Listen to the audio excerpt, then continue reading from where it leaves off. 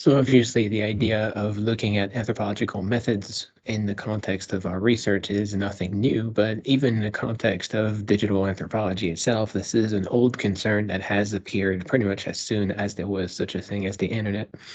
This study here from Daniel Miller and Don Slater about using the internet in Trinidad in the 90s talks about the difficulties that people had with looking at the internet as a network, although it was in fact just part of the daily life of many people in Trinidad. And again, if we are thinking of our context here as of human nature and human culture, why is there a almost natural way in which people can adopt technology as it comes to them? And this is happening regardless of the place, regardless of the economics, regardless of the time. This is just something that is regarded as valuable by a lot of people.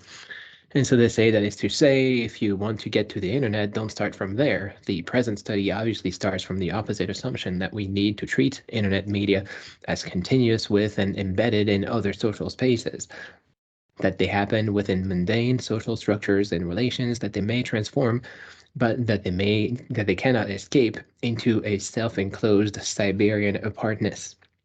Indeed, to the extent that some people may actually treat various internet relations as quote unquote a world apart from the rest of their life, this is something that needs to be socially explained as a practical accomplishment rather than as the assumed point of departure for the investigation. How, why, and when do they set cyberspace apart? Where and when do they not do this? In what ways do they make use of virtuality as a feature of new media? What do they, business people, carnival bands, school kids, or government agencies regard as real or virtual or consequential? And of course, this is because people have a choice to engage with the internet or not, and they have a choice to set their privacy settings in some way or another.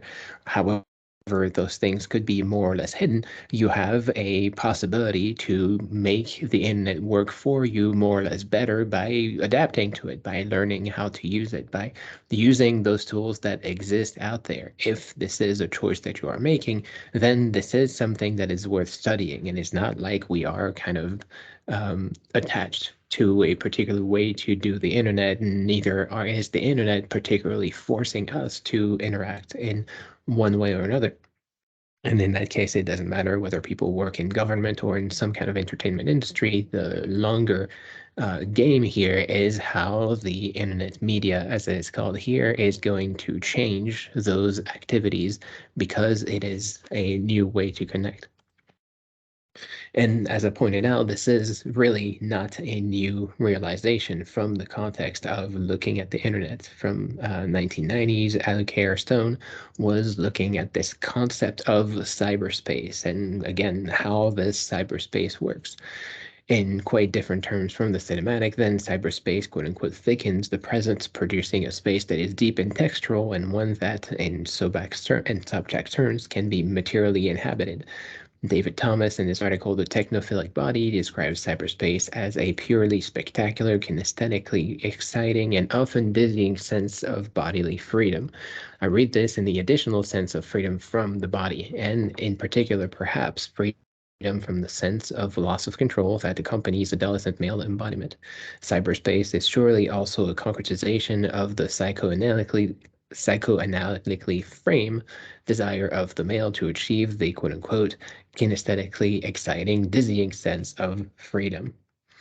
And of course, if we understand the internet as a way to cross those borders, and those borders exist because of a specific uh, social experiment or a very specific social context that we are living in, then different people will have different ways to adapt to the different ways. And again, the rules that exist in some part of our existence are more or less easily broken through these internet reactions or relations.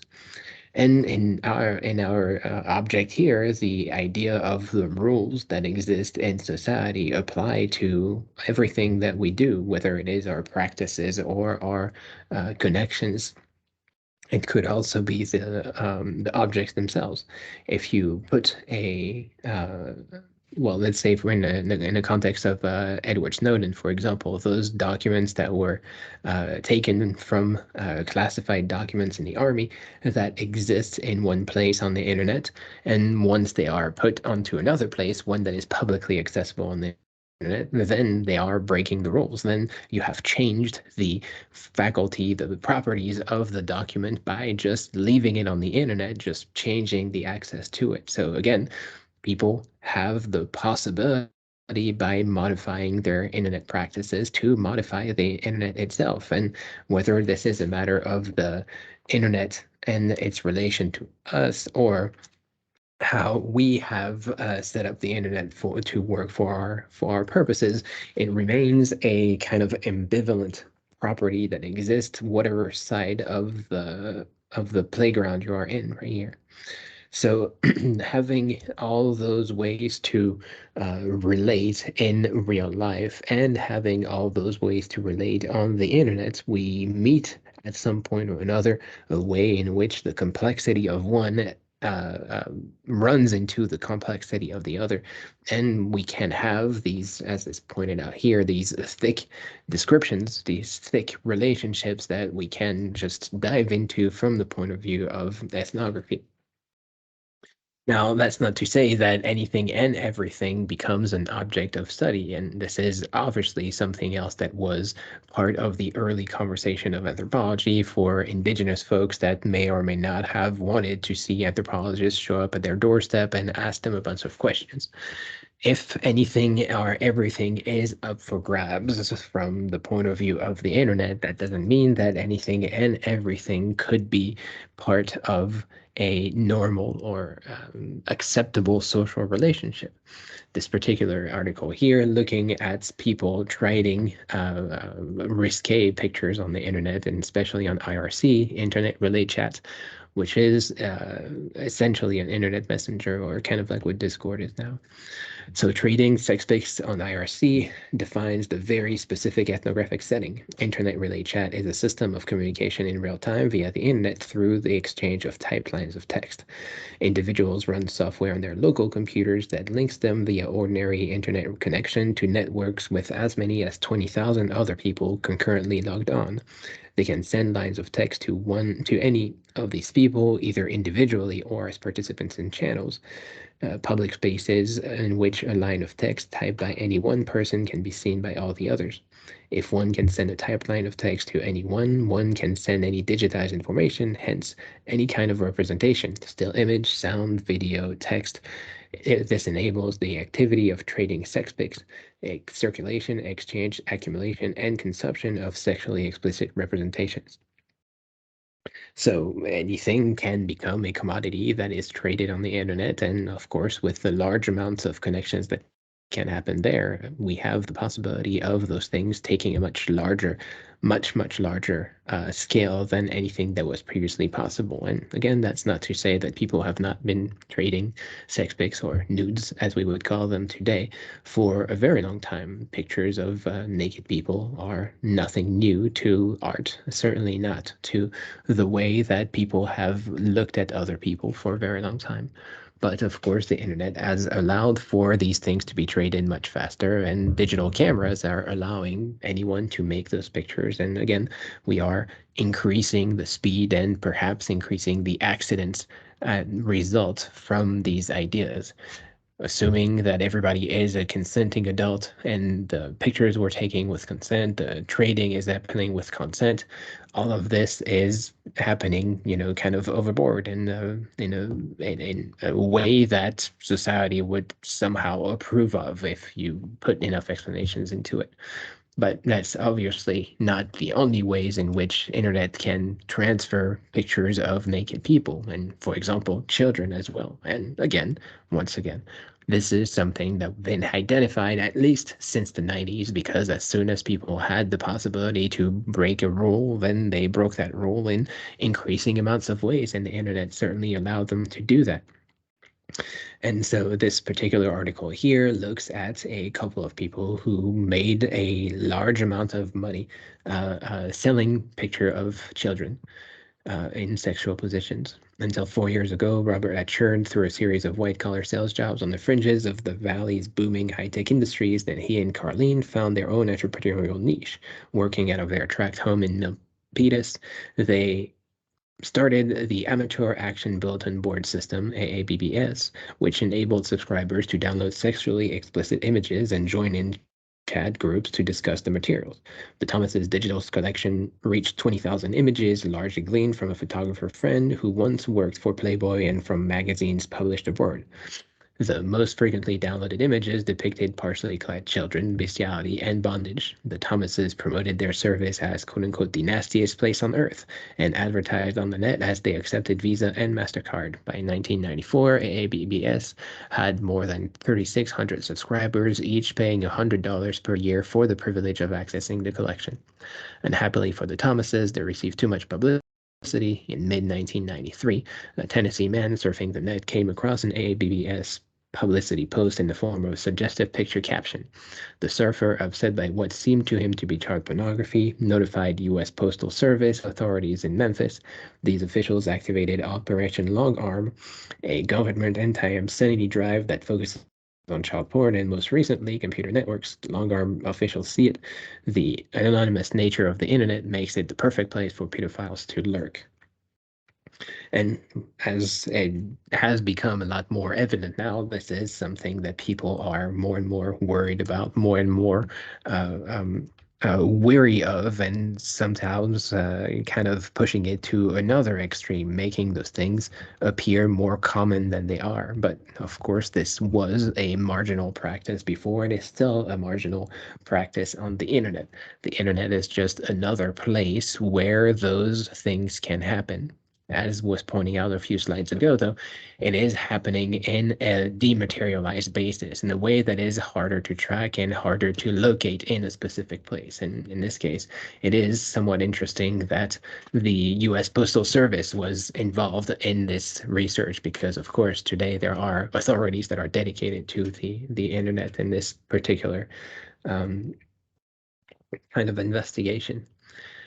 In the context of this particular couple or these particular people, the punishment was rather light. They got a couple of years of jail or something of the sort, mainly because they argued that the purchase of pornography is not illegal everywhere, although it was illegal in Tennessee where the person sued, since the images did not exist in Tennessee, so therefore it was not seen as a problem for them. The only way in which the legal problem showed up is for people who existed in places where those materials were in fact illegal, and of course who had the documents that were not just nudity but actual abuse and actual illegal acts, which is a very different thing than just the broad idea of pornography. And at this point we get to another founding principle of anthropology, and that is archaeology. Archaeology, which is the digging for material remains, typically speaking, for humans and what we tend to call material culture. In the context of the internet, there is an archaeology to be done, and we also call such a thing as artifacts the kind of unwanted results of internet activity, and there is such a thing as forensic computer studies to find remnants of files on destroyed hard drives, for example. This definition from Wikipedia that says a digital artifact in information science is any undesired or unintended alteration of data introduced in a digital process by an involved technique and or technology. In anthropology and archaeology, a digital artifact is an artifact that is of a digital nature or creation. And of course, this is kind of a weird connection between something that exists and something that doesn't exist, and maybe something that no longer exists in the context of the internet here. Undesired and unintended, unwanted alteration in data is a way that we can find material traces of things existing on the internet. In the previous case that we were just talking about, the information that was found was a result of an archaeological study, essentially a digital archaeology of the computer, of the network, of the connections that were made through that specific bulletin board. And as we talked about it last week, the Jim Gilliam video where he created a bulletin board to meet all kinds of people and to become more reassured in his faith, this particular bulletin board is working in a completely opposite way, and both of those things seem to be breaking some kind of barrier to social barrier in the first case, or in this case, a legal barrier. And those two things are, again, two sides of the same coin as far as the internet is concerned, although with very different consequences.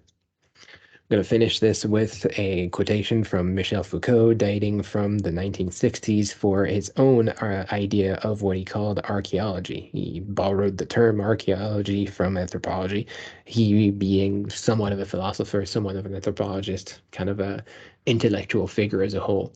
He applied the idea of archaeology to ideas, not just to material belongings. And this is especially relevant for us because we are talking about not quite material concept that we are digging out of the ether of the internet. I shall take as my starting point whatever unities are already given, such as psychopathology, medicine, or political economy, but I shall not place myself inside these dubious unities in order to study their internal configuration or their secret contradictions. I shall make use of them just long enough to ask myself what unities they form, by what rights they can claim, a field that specifies them in space, and a continuity that individualizes them in time, according to what laws they are formed, against the background of which discursive events they stand out, and whether they are not, in their accepted and quasi-institutional individuality, ultimately the surface effect of a more firmly grounded unities. I shall accept the groupings that history suggests only to subject them at once to interrogation, to break them up, and then to see whether they can be legitimately reformed, or whether other groupings should be made to replace them in a more general space, which, while dissipating their apparent familiarity, makes it possible to construct a theory of them.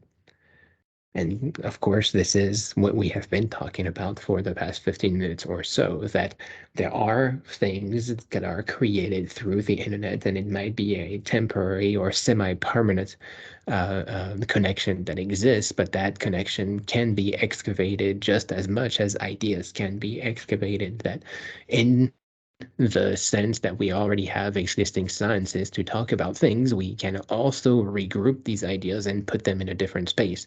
Here, the space could be cyberspace for all we know, because we are connecting people from all parts of the world with ideas from a part of the world, and we are essentially creating new cultures, creating new subcultures, if you will, creating new ways in which these ideas meet with one another at a different pace, on a different scale, but still in the large scheme of things, functioning alongside the same lines as the way that our society has always functioned.